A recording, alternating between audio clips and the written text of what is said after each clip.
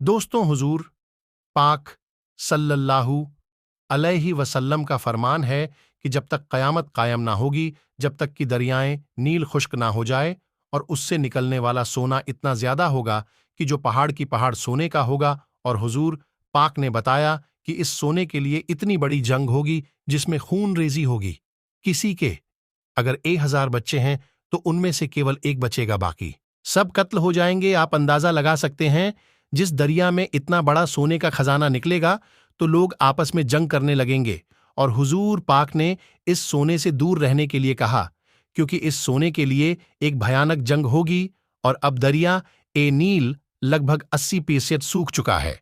जब यह सारा सूख जाएगा तो अपने अंदर उस खजाने को जाहिर करेगा जिससे जंग छिड़ जाएगी। हर कोई, क्या आपको लगता है कि कोई भी इंसान जिसके सामने सोने का पहाड़ हो और वह उसमें से भी ना ले?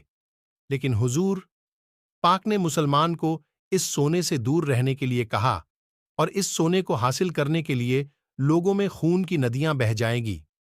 इस सोने को लेने वालों में इतनी बड़ी जंग होगी, हर कोई चाहेगा कि इसे मैं हासिल कर लूं, इसे मैं हासिल कर लूं। जिसके 8,000 हर लोगों में से केवल एक ही बचेगा। और यह कयामत की निशानियां में से एक निशानी है।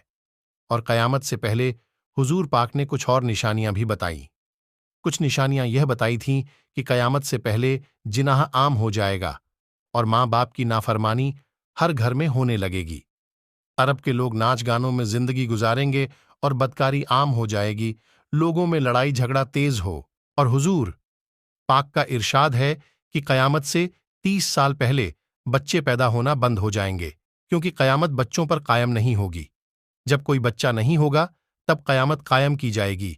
और कयामत एक ऐसा हालनाक मंजर होगा जिसे देखकर लोग घबरा जाएंगे।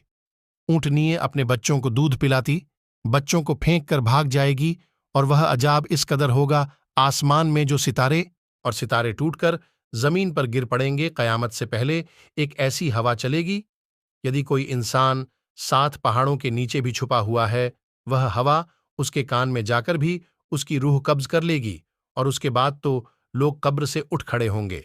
सबसे पहले हुजूर पाक की कब्र मुबारक खुलेगी। हुजूर पाक कब्र से सबसे पहले निकलेंगे और सब लोग हसर के मैदान में जमा किए जाएंगे। और दोस्तों, इस दिन हर इंसान की जबान पर या रब्बी नफसी होगा। और इस दिन अंबिया के अलावा कोई भी बात ना कर सकेगा। और अंबिया केवल इतना कह सकेंगे, या रब, मेरी जान बख्शते में अपनी मां का भी सवाल तुमसे नहीं करता। या रब, मुझे बख्श दे, मैं अपने बाप का भी सवाल तुमसे नहीं करता। या रब, मुझे बख्श दे, मैं अपनी औलाद का भी सवाल तुमसे नहीं करता। या